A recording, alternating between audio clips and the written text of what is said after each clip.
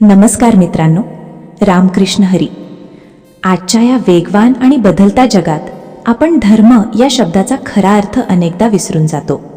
आपल्याला वाटतं की धर्म म्हणजे फक्त पूजा, आरती, मंदिरात जाणं किंवा काही धार्मिक विधी करणं. पण खरं पाहिलं तर धर्म म्हणजे आपल्या आयुष्यातील प्रत्येक कृतीत असलेलं सत्य, प्रामाणिकपणा आणि योग्य आचरण. संत तुकाराम महाराज यांनी त्यांच्या अभंगातून अत्यंत साध्या शब्दात पण खूप खोल विचार मांडले आहेत. आज आपण जो अभंग पाहणार आहोत तो आपल्याला सांगतो की फक्त बोलणं पुरेसं नाही, तर आपल्या कृतीतून धर्म जपणं गरजेचं आहे. आजच्या काळात आपण पाहतो की अनेक लोक मोठमोठ्या गोष्टी बोलतात, पण त्यांच्या वागण्यात त्या गोष्टी दिसत नाहीत. काही लोक धर्माच्या नावाखाली दिखावा करतात, तर काही लोक जबाबदाऱ्या टाळून स्वतःला आध्यात्मिक म्हणवतात. म्हणूनच हा अभंग आपल्यासाठी खूप महत्त्वाचा आहे, कारण तो आपल्याला खऱ्या धर्माचं आणि खरी भक्ती कशी असावी याचं स्पष्ट मार्गदर्शन करतो.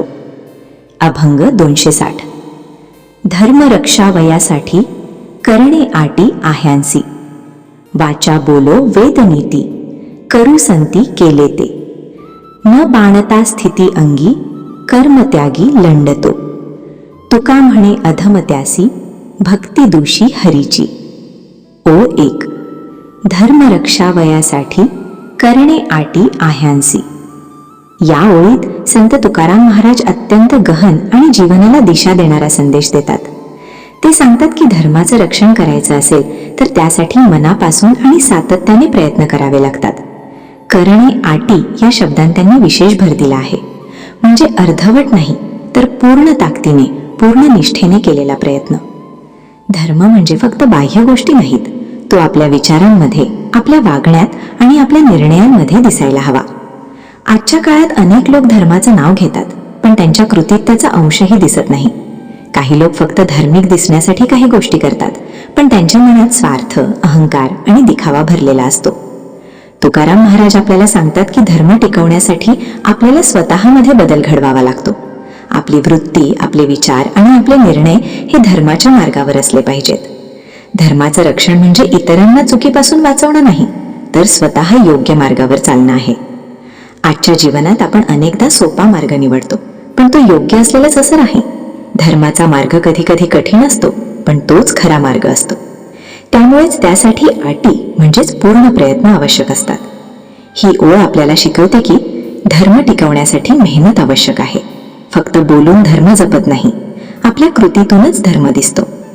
जर आपण खरंच धर्म पाळायचा असेल तर आपल्या प्रत्येक कृतीत सत्य, प्रामाणिकपणा आणि दया असली पाहिजे. ओळ 2.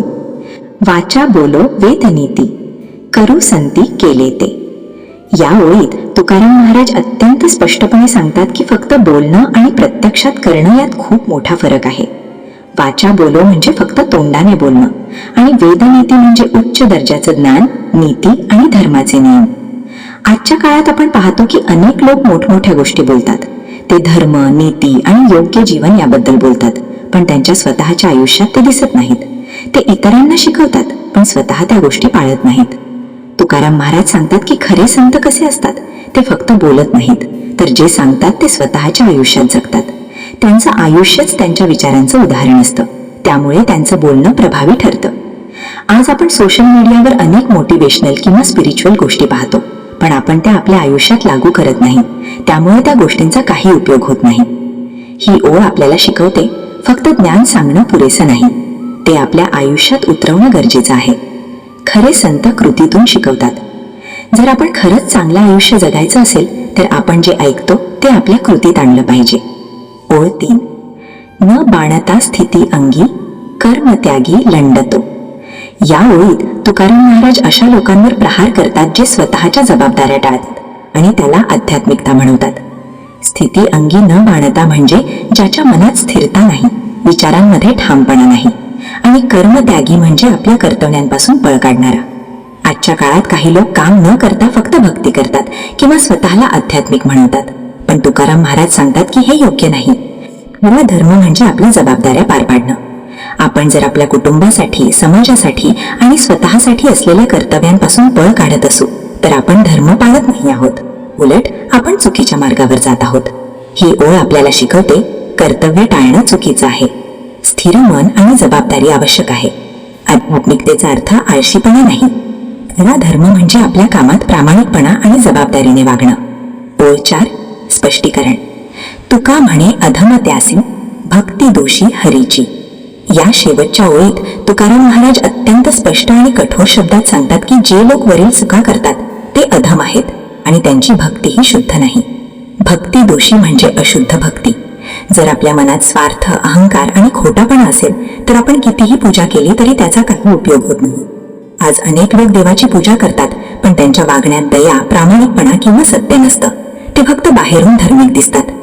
तुकाराम महाराज सांगतात, खरी भक्ती म्हणजे मनाची शुद्धता. फक्त पूजा करून उपयोग नाही, आचरणात सत्य असणं गरजेचं. ही ओळ आपल्याला अंतर्मुख करते. आपण खरंच भक्त आहोत का? शिकवण. या अभंगातून आपल्याला अत्यंत महत्वाची आणि जीवन बदलणारी शिकवण मिळते. धर्म म्हणजे फक्त पूजा किंवा विधी नाही, तर तो आपल्या प्रत्येक कृतीत दिसायला हवा. फक्त बोलणं पुरेसं नाही, कृती महत्वाची आहे. जे सांगतो ते स्वतः पाळणं गरजेचं आहे. जबाबदाऱ्या टाळणं म्हणजे धर्म नाही आणि खरी भक्ती म्हणजे मनाची शुद्धता. आजच्या काळात आपण अनेकदा बाह्य गोष्टींमध्ये अडकतो, पण खरा बदल आतून सुरू होतो. आपण आपल्या विचारांमध्ये आणि कृतीत सुधारणा केली तरच आपलं आयुष्य बदलू शकतं. जर आपण खरंच आनंदी आणि समाधानी आयुष्य जगायचं असेल तर सत्याचा मार्ग निवडा. आपल्या कर्तव्यांपासून पळ काढू नका आणि देवावर खरी श्रद्धा ठेवा. मित्रांनो, आयुष्य खूप साधं आहे, पण आपणच ते गुंतागुंतीचं बनवतो. आपण काय बोलतो यापेक्षा आपण काय करतो हे जास्त महत्वाचं आहे. देवाला आपल्या शब्दांची नाही तर आपल्या मनाची आणि कृतीची गरज असते. आपण जर मनापासून चांगलं वागलो, सत्याचा मार्ग धरला तर ती खरी भक्ती आहे. तुकाराम महाराजांचा हा अभंग आपल्याला एक साधा पण खूप मोठा संदेश देतो. जसं वागतो तसंच आपल्या भक्तीचं मूल्य ठरतं. म्हणून आजपासून एक निर्णय घ्या. दिखाव्यापेक्षा सत्य निवड, बोलण्यापेक्षा कृतीवर लक्ष द्या आणि देवावर पूर्ण विश्वास ठेवा. कारण शेवटी देव आपल्या प्रत्येक कृतीकडे पाहत असतो. रामकृष्ण हरी.